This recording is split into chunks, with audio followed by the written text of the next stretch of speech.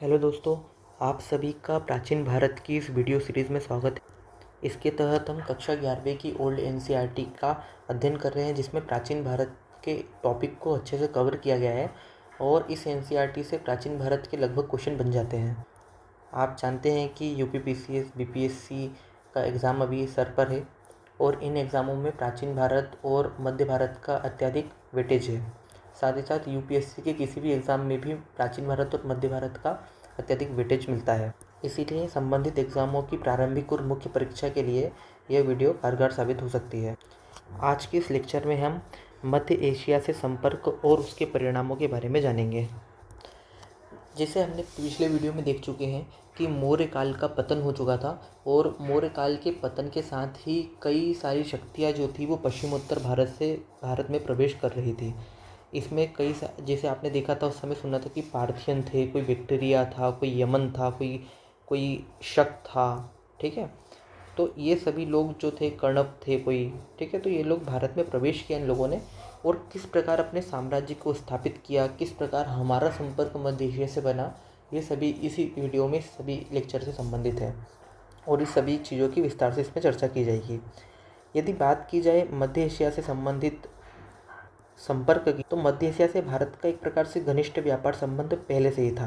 ठीक है, और मौर्य काल में ही हमने देखा था कि इसका विस्तार देखा जाए तो पश्चिमोत्तर भारत में हो चुका था, लेकिन मौर्य काल के पतन के बाद यहाँ पे छोटी छोटी शक्तियाँ जो थी वो अपना साम्राज्य स्थापित कर रही थी और इन्हीं छोटी छोटी शक्तियों के साम्राज्य स्थापित करने के कारण जो पश्चिमी देश, जो आप देख सकते हैं कि कुषाण पढ़ेंगे, शक पढ़ेंगे, पार्थियन पढ़ेंगे या हिंद यूनानी पढ़ेंगे, इन लोगों को आक्रमण के लिए प्रेरित किया और एक ऐसा माहौल बना कि वे पश्चिमोत्तर भारत पर शासन कर अपने साम्राज्य का विस्तार कर सकते हैं।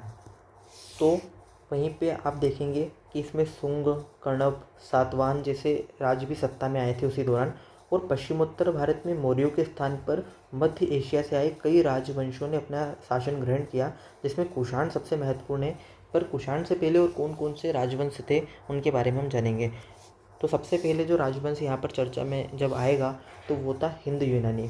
तो हिंद यूनानियों के द्वारा सबसे पहले भारत पर कुछ आक्रमण किए गए और अपना साम्राज्य किस प्रकार स्थापित किया, इसको देखते हैं। ठीक है, लगभग 200 ईसा पूर्व से बार बार हमले होने लगे थे हिंद यूनानियों के और सर्वप्रथम यूनानियों ने हिंदू कुश पर्वत को पार किया। आप यदि भारत का भौगोलिक मैप देखेंगे तो ये पाकिस्तान वाला जो एरिया है, यहाँ पर आपको हिंदू कुश पर्वत देखने को मिलेगा, जो भारत में बहुत सारे दर्रों का और आगमन का एक कारण रहा है। जो हिंद यूनानी थे उनका साम्राज्य जो था वो अफगानिस्तान के अमू दरिया में था।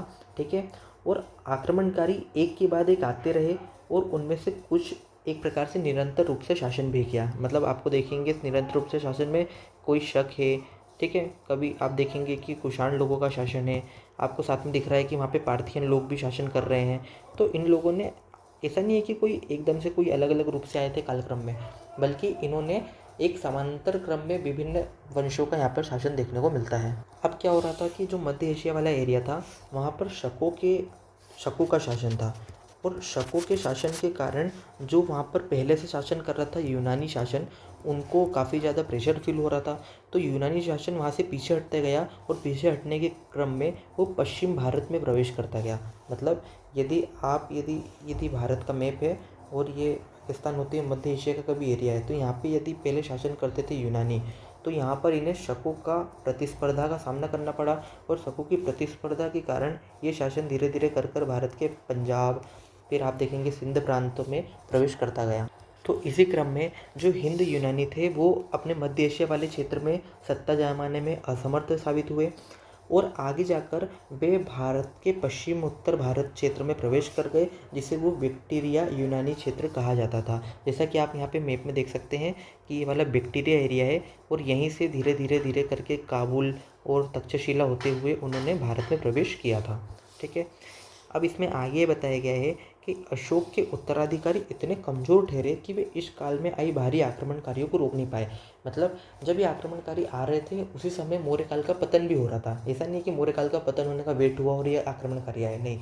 जैसे अशोक का शासन था तो अशोक तो ताकतवर शासक था, लेकिन अशोक के शासन के बाद बहुत सारे कमज़ोर जो शासक हुए और इस कमजोरी का फ़ायदा दो स्तर पर उठाया गया।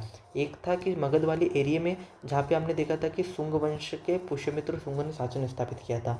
वहीं दूसरी ओर जो पश्चिमोत्तर भारत था, वहाँ से भी जो पार्थियन, कुषाण वगैरह जो थे, शक वगैरह, उन्होंने भी भारत में धीरे धीरे एंट्री लेना शुरू किया। तो मौर्य साम्राज्य के पतन का फायदा दोनों स्तर पर अलग अलग राजवंशों ने उठाया था।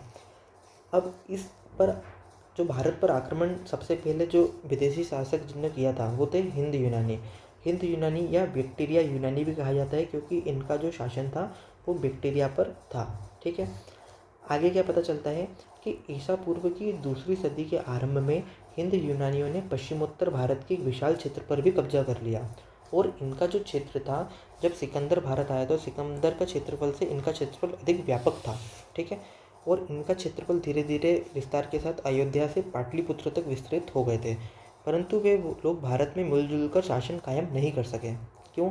क्योंकि दो यूनानी राजवंश एक ही समय समानांतर रूप से शासन कर रहे थे। ठीक है, तो इनको पार्थियन की और शक शासन की चुनौती और कुषाण शासकों की भी चुनौती लगातार मिली थी। यदि बात की जाए हिंद यूनानियों की, तो इनका सबसे जो प्रसिद्ध राजा था वो था मिनांडर। मिनांडर की चर्चा हम इसलिए कर रहे हैं क्योंकि ये 165 से 145 ईसा पूर्व के आसपास भारत पर शासन के लिए इसने किया था। और इसने अपनी जो राजधानी बनाई थी वो किससे बनाई थी? इसने अपनी राजधानी बनाई थी पंजाब में शाकल को अपनी राजधानी बनाई थी। ठीक है, तो किसको राजधानी बनाई थी इसने पंजाब में शाकल प्रदेश को अपनी राजधानी के रूप में चुना था। ठीक है, जो उसने गंगा यमुना दोआब पर आक्रमण किया था। और इसकी मुलाकात जो हुई थी वो बौद्ध भिक्षु नागसेन के द्वारा हुई थी, और नागसेन ने ही मिनांडर को बौद्ध धर्म की शिक्षा दी थी। और ये इतिहास में बहुत ही चर्चित विषय है कि नागसेन और मिनांडर की चर्चा इसे मिलिंद पन्नों में संकलित किया गया है। तो इसका पहली टिप्पणी का पहला बिंदु हो गया नागसेन और मिनांडर की चर्चा। दूसरा बिंदु यहाँ पे ये महत्वपूर्ण है कि जो हिंद यूनानी शासकों को भारतीय संदर्भ में इसलिए याद रखा जाता है क्योंकि इनके द्वारा भारी संख्या में सिक्के जारी किए गए थे। ठीक है, और सबसे पहले सोने के सिक्के जारी करने का श्रेय भी हिंद यूनानियों को ही दिया जाता है। ठीक है, तो ये भी एक इम्पोर्टेंट कारण है। अगला महत्व इनका ये है कि यूनानी शासकों के द्वारा पश्चिमोत्तर भारत में अपनी कला का भी विस्तार किया। इनकी कला को हेलेनिस्टिक आर्ट कहा जाता था। और इस हेलेनिस्टिक आर्ट जो विशुद्ध रूप से यूनानी नहीं थी, मतलब इसमें यूनानी के साथ साथ गैर यूनानी तत्व भी प्राप्त होते हैं, जिसमें मूलतः भारतीय तत्व का मिश्रण देखने को मिलता है। क्योंकि सिकंदर के आक्रमण के समय जो पश्चिम उत्तर भारत था वहाँ भारतीय कला प्रचलित थी, और आक्रमण के साथ ही वो यूनानी था, और यूनानी कला का भारतीय कला से वहाँ मिश्रण देखने को मिला था। तो वही कला यहाँ पे हिंद यूनानियों के मिश्रण के साथ देखने को मिलती है। और भारत में गांधार कला का एक उत्तम उदाहरण इसमें आपको देखने को मिलता है। तो जैसा कि हमने पिछले लेक्चर में किया था, यहाँ पे आपको इम्पोर्टेंट पॉइंट तो है कि उनका भारत के पश्चिम उत्तर भारत में यूनानी कला का विकास हुआ, लेकिन उसका मिश्रण हो गया, हेलेनिस्टिक आर्ट हो गया वो। अब जो हेलेनिस्टिक आर्ट का बेहतर रूप कौन सा है, तो आपको रेफरेंस लिखना है कि गांधार कला। ठीक है, साथ ही साथ आपको यहाँ से तक्षशिला के निकट कलवान से प्राप्त पहली शताब्दी का एक ताम्र लेख भी प्राप्त होता है। तो यदि हिंद यूनानी शासकों की बात की जाए तो इन्होंने सिक्के जारी किए थे।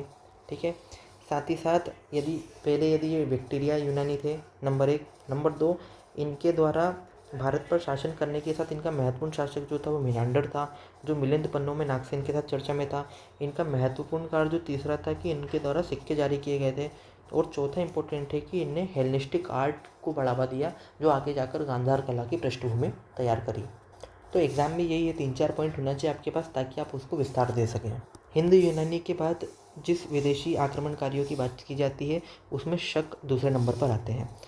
जो शक यूनानी थे, इन्हीं यूनानियों के बाद आए थे, और यूनानियों ने भारत में जितने भाग पर कब्जा किया उससे कहीं अधिक भाग पर शकों ने कब्जा किया। आपको ध्यान रखना है कि सिकंदर सबसे पहले आया था, सिकंदर से बड़े क्षेत्र पर कब्जा किया यूनानियों के द्वारा, और यूनानियों से बड़ा कब्जा किया शकों के द्वारा। ठीक है, जो शक आए थे वो अपनी 5 शाखाओं में आए थे, और 5 शाखाओं में इन्होंने अपना शासन किया। सबसे पहला जो शाखा थी वो थी अफगानिस्तान में, दूसरी शाखा थी पंजाब वाले एरिया में, तीसरी शाखा जो थी वो मथुरा वाले एरिया में थी, चौथी शाखा जो थी वो पश्चिम भारत में थी, और 5वीं शाखा थी दक्कन वाले क्षेत्र में। इन सभी शाखाओं में से शकों ने जिस पे सबसे अधिक रूप से मतलब शासन किया, वो भारत के पश्चिम उत्तर भारत की जो शाखा थी उस पर सबसे अधिक समय तक इन्होंने अपना शासन स्थापित किया। लगभग 4 सदी तक यहाँ पर उनका शासन चला। अब जब शक भारत में आए तो उस समय न तो कोई बड़ी शक्ति थी इनको चुनौती देने के लिए, ठीक है, न ही कोई शासक वर्ग था और न ही जनता में ऐसा कोई विद्रोह था कि वो शकों को बाहर करने के लिए कुछ प्रयास करें। तो वो आराम से भारत में आ गए।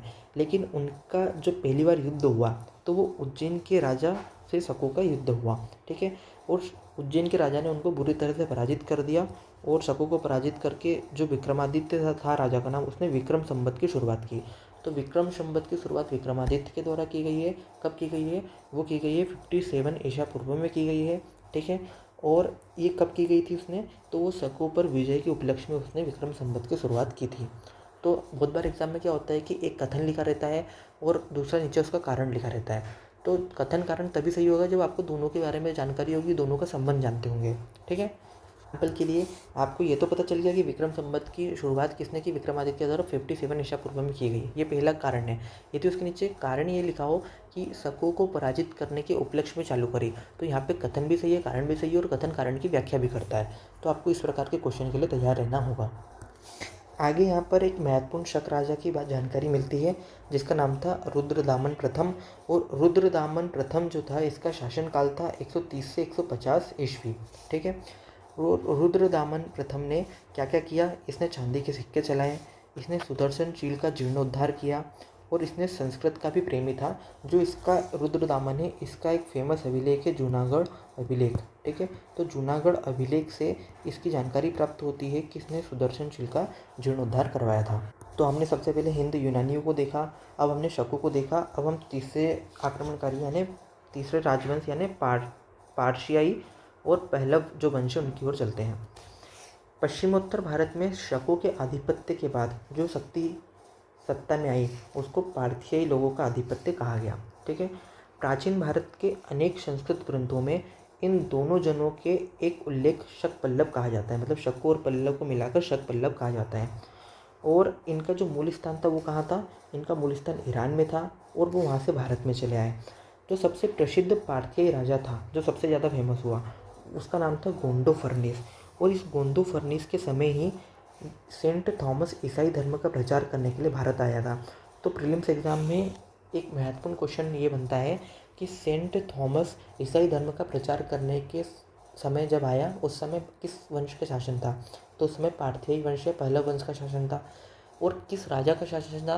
तो वो गोंडो फर्निस के समकालीन था, ठीक है। तो आपको ध्यान रखना है कि जो सेंट थॉमस था वो गोंडो फर्निस के समकालीन था।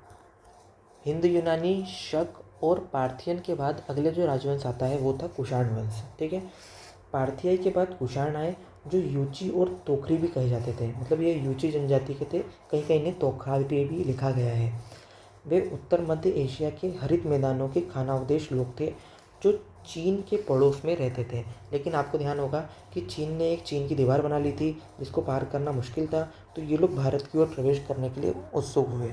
यदि बात की जाए कुषाणों की तो इनके जो राज्य क्षेत्र का विस्तार था वो आगे जाकर इन्होंने पंजाब सिंधु कुश को पार कर पंजाब में आए, सिंध नदी को घाटी को प्राप्त किया और एक गंगा के मैदानों तक खुद को विस्तार किया, ठीक है।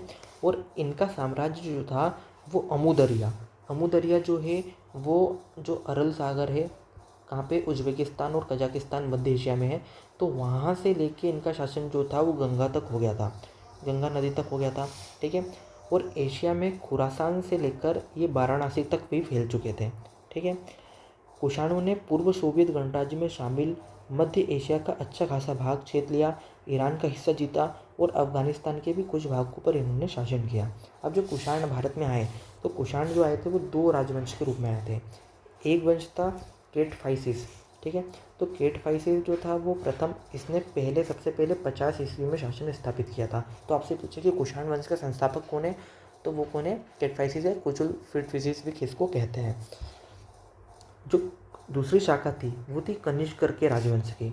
और कनिष्क के राजवंश की शाखा में सबसे महत्वपूर्ण यह है कि इस राजवंश ने उत्तरी भारत और निचली सिंधु घाटी के मैदान में अपना शासन का प्रभुत्व स्थापित किया।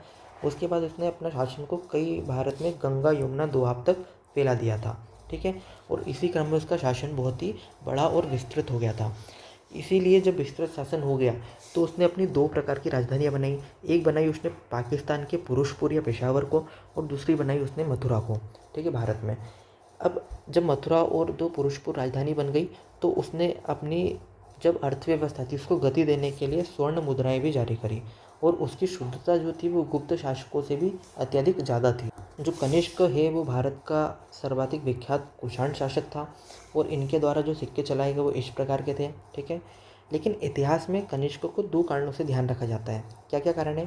पहला, उसने 78 ईस्वी में क्या चलाया था? शक संवत चलाया था, ठीक है। तो शक संवत की शुरुआत किसने की थी? कनिष्क के द्वारा की गई थी। कब की गई थी? 78 ईस्वी में की गई थी। और विक्रम संवत किसने चलाया था? वो 57 ईस्वी में विक्रमादित्य के द्वारा चलाया गया था, ठीक है। आगे हमको दूसरा कार्य उसका महत्वपूर्ण पता चलता है कि उसने बौद्ध धर्म को मुक्त हृदय से संरक्षण भी दिया था। तो कनिष्क को दो कारणों से याद रखा जाता है, एक है शक संवत, दूसरा है बौद्ध धर्म को मुक्त हृदय से संप्रेषण देने के लिए। कनिष्क के समय ही रेफरेंस है बौद्ध धर्म को संरक्षण में कि उसके समय चौथी बौद्ध संगति का आयोजन किया गया था, ठीक है। तो चौथी बौद्ध संगति का आयोजन कहाँ किया गया था? ये इसके समय कश्मीर में किया गया था। आगे इसमें इंफॉर्मेशन दी गई है कि कनिष्क के जो उत्तराधिकारी थे उन्होंने भारत में 230 ईस्वी तक शासन किया, ठीक है। और तीसरी से चौथी सदी तक वो कायम रहे, ठीक है। इनके समय विभिन्न मुद्राएं, अभिलेख और मूर्तिकाएं जारी रही। एक टोपरक कला नामक कला को भी इन्होंने काफ़ी ज़्यादा विख्यात दिया था। इनके जो अभिलेख थे वो आपको अरामाइक लिपि में और ख्वारिज्म भाषा में भी इनके अभिलेख और दस्तावेज आपको प्राप्त होंगे। अब जब हमने देखा कि सबसे पहले हिंद यूनानी आए, ठीक है, उसके बाद कौन आए? उसके बाद आए शक, उसके बाद कौन आए? पार्थियन आए, और पार्थियन के बाद जब कुषाण आए तो इसमें आपको एक क्रम दिख रहा है कि चारों लोग आए। तो इनके आने से हमारा मध्य एशिया से संपर्क तो हुआ ही हुआ, साथ ही साथ उनके कुछ आदान प्रदान हुआ होगा। तो उसी चीज़ को यहाँ पे विस्तार से बताया गया है कि मध्य एशिया से संपर्क का प्रभाव क्या पड़ा। तो पहला प्रभाव हमारे भवन और मृदभांड शैली में देखने को मिलता है, क्योंकि शक और कुषाण काल में भवन निर्माण के कार्य बहुत ही ज़्यादा उल्लेखनीय होते थे। यहाँ पर पक्की ईंटों के प्रयोग फर्श बनाने में किया जाता था और टाइलों का प्रयोग छत बनाने में भी किया जाता था, ठीक है। आगे जाकर इसमें पॉलिशदार मृदभांड का प्रयोग किया गया और कुषाण जो थे वो मुख्य रूप से लाल बर्तन का प्रयोग करते थे, ठीक है। यहाँ पे असाधारण बर्तनों का प्रयोग देखने को मिलता है जिसमें लाल पॉलिशदार मृदभांड देखने को मिलते हैं। तो पहला प्रयोग आपको भवन और मृदभांड शैली में देखने को मिला। दूसरा यहाँ पर पक्ष आता है कि उत्कृष्ट अश्वरोही सेना।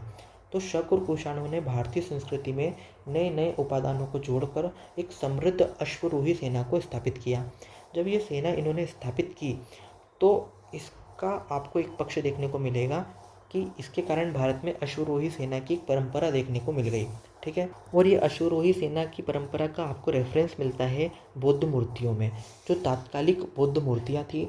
साथ ही साथ अफगानिस्तान के बेगराम से मिले मिट्टी के आपको घोड़े भी प्राप्त हुए हैं। तो ये रेफरेंस है, आपको इन रेफरेंस को अपने आंसर में कोट करना होता है ताकि आपको अच्छे नंबर प्राप्त हो सकें। और इन्हीं रेफरेंस से क्वेश्चन बनते हैं। यदि जैसे यहाँ पे क्वेश्चन बनाया जा सकता है कि शक और कुषाणों के द्वारा भारत में अश्वरोही सेना का प्रचार किया गया। अब आपको कुछ भी नहीं, आपको हाथ पैर कुछ भी नहीं पता है तो आप कैसे गेस करेंगे इस चीज़ को, ठीक है। तो इसके लिए आपको इन्फॉर्मेशन पता होना ज़्यादा ज़रूरी है। तीसरी चीज़ उनकी जो की गई थी वो थी उनका व्यापार और खेती, ठीक है। तो मध्य एशिया के लोगों के आने से भारत में घने संपर्क स्थापित हुए। अब घने संपर्कों के कारण क्या होता है कि व्यापार वाणिज्य बढ़ता है। और इनके द्वारा देखा जाए तो स्वर्ण मुद्रा भी जारी की गई थी और तांबे की मुद्राएं भी जारी की गई थी। साथ ही साथ जो कुषाण थे उनके द्वारा रेशम मार्ग पर नियंत्रण स्थापित कर लिया गया था। अब रेशम मार्ग पर नियंत्रण हो जाने के कारण जो कुषाण थे वो वहाँ से जाने वाले किसी भी, रेशम मार्ग क्या था? रेशम मार्ग जो था वो चीन से होते हुए, भारत से होते हुए ऐसे एक रेशम मार्ग मध्य एशिया जाता था, ठीक है। ये चीन है, ये भारत है कभी। तो भारत का जो उत्तर एरिया है यहाँ पे कुषाणों का शासन था और यहाँ से वो आगे जाकर मध्य एशिया और यूरोप की ओर रेशम बेचने के लिए व्यापारी जाया करते थे। इसी को रेशम मार्ग कहा जाता है।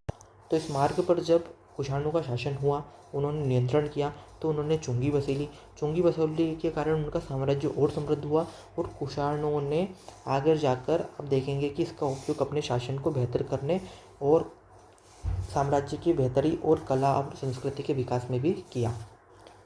अगला उनका प्रभाव भारत की राज्य व्यवस्था पर देखने को मिला। राज्य व्यवस्था पर प्रभाव क्या देखने को मिला कि उस समय तात्कालिक जो छोटे छोटे राज्य थे तो कुषाणों ने उन सभी राज्यों को जीता और कुषाणों के द्वारा महाराजाधिराज की उपाधि धारण की।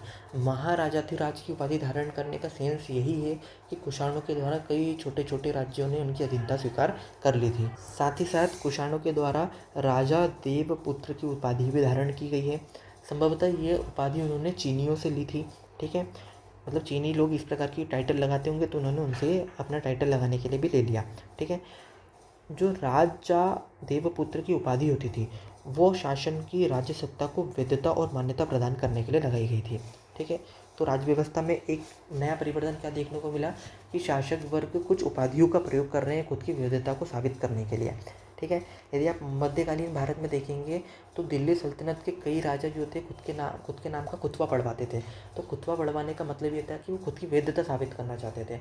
इसी प्रकार जो कुषाण थे वो खुद की वैधता साबित करने के लिए राजा देवपुत्र की उपाधि धारण करते थे।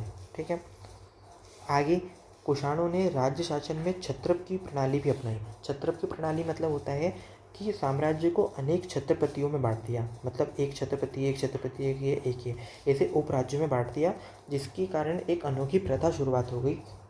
और इस अनोखी प्रथा के कारण एक ही समय में एक ही राज्य के कई राजा होने लगे। ठीक है, जो आगे जाकर हम देखेंगे कि सामंती व्यवस्था का आधार बनेगी। ठीक है, और इसके कारण क्या होगा कि केंद्रीकरण कमज़ोर हो जाएगा। ठीक है, और समानांतर शासन संचालित हुआ।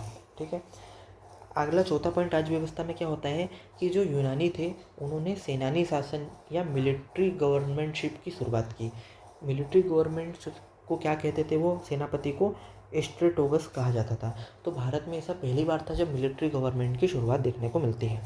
ठीक है, इनके द्वारा भारतीय समाज में कई नए तत्व जोड़े गए।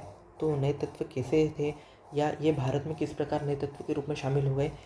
यूनानी, शक, पार्थियन, कुषाण सभी भारत में अपनी पहचान खो बैठे और वो भारत में इस प्रकार घुल मिल गए कि वो कहीं और से आए ही नहीं थे। ठीक है, और इसमें से अधिकांश जो थे वो योद्धा वर्ग से थे, इसीलिए वो क्षत्रिय वर्ण में समाविष्ट हो गए। भारतीय समाज में विदेशियों का आत्मसातीकरण अधिक मौर्योत्तर काल में जितना हुआ उतना भारत के और किसी भी काल में नहीं देखने को मिलता है। तो हमने पहला पॉइंट देखा था कि मध्य एशिया के प्रभाव से संपर्क में सबसे पहले भवन और मृदभांड के रूप में, दूसरा देखा उत्कृष्ट अश्वरोही सेना के रूप में, तीसरा हमने व्यापार वाणिज्य के रूप में देखा, चौथा राज्य व्यवस्था के रूप में देखा, पांचवा बिंदु हमने देखा भारतीय समाज में नए तत्व के रूप में शामिल खुद हो गए, छठवां हम देख रहे हैं कि धार्मिक विकास किस प्रकार हुआ। ठीक है, तो कई विदेशी शासक जो थे उनने वैष्णव संप्रदाय को अपना लिया था और उन्होंने वैष्णव धर्म को अपनाया। इसका रेफरेंस ये है कि हेलियोडोरस के द्वारा विष्णु स्तंभ का निर्माण किया गया था। ठीक है, इसी प्रकार कुछ और शासक जैसे कनिष्क वगैरह थे, इन्होंने बौद्ध धर्म को अपनाया और उसी को संरक्षण भी दिया। इसी प्रकार एक यूनानी राजा जो था मिनांडर, उसने बौद्ध धर्म को अपना लिया था, जिसका हमको जानकारी कहाँ मिलती है, मिलिंद पन्नों में नागसेन और उसके वार्तालाप से मिलती है। वहीं जो आपका कुषाण था उसने भी वैष्णव मतलब धर्म को अपनाया था और कुषाण में एक शासक था कनिष्क के समय चौथी बौद्ध संगीति आपको देखने को मिलती है। ठीक है, चौथी बौद्ध संगीति कहाँ पर हुई थी, कश्मीर में हुई थी। तो इन्होंने धार्मिक प्रचार इस प्रकार हुआ। अब बौद्ध महायान संप्रदाय का भी वो देखने को मिलता है। मौर्योत्तर काल में भारतीय धर्म में बहुत सारे परिवर्तन हुए, उसके दो प्रमुख कारण थे। क्या क्या कारण थे, एक तो व्यापारी वर्ग था, क्योंकि रेशम मार्ग और कई सारे व्यापारियों के आने जाने के कारण क्या हो रहा था कि मध्य एशिया में भारी संख्या में नए नए लोगों का आगमन हुआ। इन नए लोगों के आगमन के कारण आप देखेंगे कि संस्कृति का प्रचार हुआ और इसी सांस्कृतिक प्रचार में आंध्र प्रदेश के नागार्जुन कोंडा में मठ क्षेत्रों में भारी मात्रा में आपको सिक्के भी प्राप्त होते हैं। अब क्या हुआ कि इन सब चीज़ों के कारण आप देखेंगे कि जो धर्म अपने नियम और कानून को लेकर, संघ के नियम को लेकर अत्यधिक सख्त था, उसमें बहुत सारी ढील आने लगी और उसमें अनुशासन इतना शिथिल हो गया कि कुछ भिक्षु संघ को छोड़कर गृहस्थ जीवन में लौट गए। और इसी शिथिलता को देखते देखते देखते देखते आगे क्रम में महायान संप्रदाय को आपको शुरू करने को मिलेगा बौद्ध धर्म में। जो महायान संप्रदाय हीनयान संप्रदाय की तुलना में भगवान बुद्ध को एक मानव की जगह भगवान के रूप में पूजता है। ठीक है, और इसको कनिष्क ने संरक्षण भी दिया था। अब क्योंकि महायान संप्रदाय की उत्पत्ति कब हुई, चौथी बौद्ध संगति में, जो किसके समय हुई थी, कनिष्क के समय हुई थी। ठीक है, आगे जाकर यही महायान संप्रदाय और हीनयान संप्रदाय जो उत्तर पश्चिमी भारत था, वो यूनानियों के संपर्क में आने के कारण आपको गांधार शैली में बुद्ध की रचना देखने को मिलेगी और गांधार शैली के ही प्रभाव से आपको मथुरा शैली का विकास भी देखने को मिलेगा। ठीक है, तो यह पे भगवान बुद्ध की है और यहाँ मथुरा शैली को दर्शाया गया है। तो जो छठवां पॉइंट है वो है गांधार शैली और मथुरा शैली। विदेशी राजा जब भारत में आए तो उन्होंने मूर्ति शिल्प और मूर्ति कला को काफ़ी ज़्यादा बढ़ावा दिया और उनकी स्थानीय कला और भारतीय कला का आपको मिश्रण देखने को मिला। यही मिश्रण आपको भारतीय शिल्पकारों, विशेषकर पश्चिमोत्तर भारत और गांधार में जो कर्मचारी जो यूनानी थे, शिल्पकार थे, उनके बीच देखने को मिला और उनकी कला से गांधार कला का विकास हुआ। ठीक है, इसमें बुद्ध प्रतिमा को रोमन शैली में विकसित किया गया। ठीक है, जहाँ पे उनके घुंघराले बाल बनाए गए। ठीक है, और इसी प्रकार आपको देखने को मिलेगा कि उन्होंने यहाँ पे आपको सिलवटदार वस्त्र बनाए गए, यहाँ पे उनके सर के पीछे प्रभामंडल दिखाए गए हैं, यहाँ पे जो उनकी चोटी है उसको गूंथा हुआ दिखाया गया है। ठीक है, तो ये आपको देखने को मिलेगा। यहाँ पर बुद्ध की कई विलक्षण प्रतिमाएं बनी हैं। साथ ही साथ कनिष्क की शिरोमणि खड़ी प्रतिमा को लेकर भी काफ़ी ज़्यादा इतिहास में चर्चा रहती है। यहाँ वर्धमान महावीर की मूर्ति भी मिली है, लेकिन यहाँ पे मज़े की बात यह है कि कहीं पर भी भगवान कृष्ण की मूर्तियाँ देखने को नहीं मिली, जबकि ये एरिया जो है मथुरा का एरिया है। ठीक है, साथ ही साथ मथुरा संग्रहालय में कुषाणकालीन मूर्तियों को संग्रह भी किया गया है। तीसरा महत्वपूर्ण पक्ष यह है कि विंध्य से दक्षिण तक अनेक स्थानों पर सुंदर सुंदर कलाकृतियाँ देखने को मिली और इसी क्रम में कई रॉक कट चट्टानें वगैरह गुफा देखने को मिलती है, जैसे आप आंध्र प्रदेश में नागार्जुन कुंडा और अमरावती को देखेंगे। ठीक है, तो आपको क्या करना है कि आपका आंसर और इससे एग्जाम्पल उठाते उठाते अपने पॉइंट तैयार कर लेने हैं और इन्हीं पॉइंट का इस्तेमाल करके अपने आंसर को बेहतर बनाना है। आगे आप देखेंगे कि साहित्य और विद्या के क्षेत्र में भी लगातार प्रगति देखने को मिली, जिसमें संस्कृत साहित्य का संरक्षण देखने को मिलेगा। ये संस्कृत साहित्य का संरक्षण जो हमने पहले पढ़ा था रुद्रदामन और उनका जूनागढ़ अभिलेख, उसमें 185 ईसा पूर्व के आसपास आपको संस्कृत में कई साले आपको देखने को मिलेंगे। साथ ही साथ अश्वघोष जैसे महान संरक्षक भी हुए, जिनको संरक्षण कुषाणों के द्वारा दिया गया। तो यहाँ पे अश्वघोष है और अश्वघोष की 2 रचनाएं यहाँ पे फेमस है, जिसमें एक है बुद्ध चरित्र और एक है सोदरानंद। तो ये दोनों रचनाओं को भी यहाँ पे आपको याद रखना है, इनका उपयोग आप रेफरेंस में कर सकते हैं। तीसरी कला, संस्कृति और साहित्य में विकास कहाँ देखने को मिलता है कि महायान बौद्ध संप्रदाय की प्रगति के फलस्वरूप अनगिनत अवदानों की रचना हुई, जिसमें से एक है महावस्तु और एक है दिव्यावदान भी काफ़ी ज़्यादा फेमस है। चौथा विकास आपको देखने को मिलता है यूनानियों के माध्यम से, क्योंकि यूनानियों के जो पर्दे का प्रचलन था, जो नाट्य शास्त्र में देखने को मिलता था, उसको यवनिका कहा गया, वो भारतीयों के द्वारा भी अपना लिया गया था।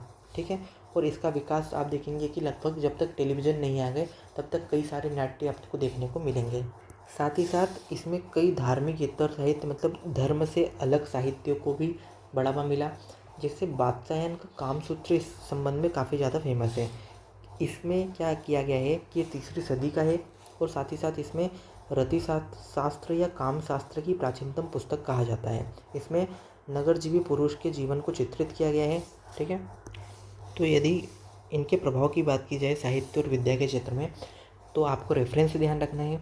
एक है संस्कृत साहित्य जो जूनागढ़ के अभिलेख रुद्रदामन से प्राप्त होता है। दूसरा आपको दिखेगा अश्वघोष, जिसकी बुद्ध चरित्र और सोदरानंद नामक रचनाएँ हैं। तीसरा महत्व, उसको संरक्षण किसने दिया था? कनिष्क ने संरक्षण भी दिया था, कुषाणों ने संरक्षण दिया था। ठीक है, तीसरा है अवदानों की रचना, जिसमें महावस्तु और दिव्यावदान की जानकारी प्राप्त होती है।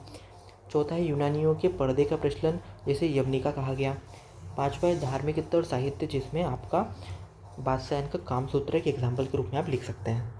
साथ ही साथ इनके समय विज्ञान और प्रौद्योगिकी के क्षेत्र में भी आपको देखने को मिलेगा, क्योंकि ज्योतिष विज्ञान और खगोल विज्ञान का इस समय काफ़ी ज़्यादा विकास देखने को मिलेगा। लेकिन ये नहीं है कि हर चीज़ हमने उनसे सीखी है, क्योंकि भारत में जो चिकित्सा शास्त्र और वनस्पति शास्त्र था वो पहले से ही मौजूद था। ठीक है, इसके संबंध में हमें कोई ये प्रमाण नहीं मिलते कि हमने उनसे सीखा है। ठीक है, भारतीय ज्योतिष यूनानी चिंतनों से काफ़ी प्रभावित था, लेकिन क्योंकि यूनानी शब्द होरोस्कोप जो है वो संस्कृत में होरा शास्त्र के रूप में प्रचलित हो गया। साथ ही साथ विज्ञान और टेक्नोलॉजी के क्षेत्र में जो चमड़े के जूते का बनना भारत में प्रचलित हुआ, वो कनिष्क के समय ही हुआ था और कनिष्क और कुषाण वंश के द्वारा ही वो देन थी एक प्रकार की। साथ ही साथ भारत में कुषाणों ने जो सोने के सिक्के ढलवाए थे वो रोमन स्वर्ण मुद्रा की एक नकल थी। ठीक है। इस काल में शीशे के काम पर भी विदेशी विचार और तरीकों का प्रभाव आपको देखने को मिलता है। तो मध्य एशिया से संपर्क के प्रभाव में आप भवन और मृदवाण निर्माण में, उत्कृष्ट अश्वरोही सेना में, व्यापार और खेती में, उनकी राज्य व्यवस्था के क्रम में, ठीक है, भारतीय समाज में नए तत्व के शामिल होने में, धार्मिक विकास में, बौद्ध और महायान संप्रदाय के विकास में, साथ ही साथ आप उन्हें कला की गांधार और मथुरा शैली के रूप में देख सकते हैं, और साहित्य और विज्ञान के क्षेत्र में देख सकते हैं, साथ ही साथ विज्ञान और प्रौद्योगिकी के संबंध में भी समझ सकते हैं।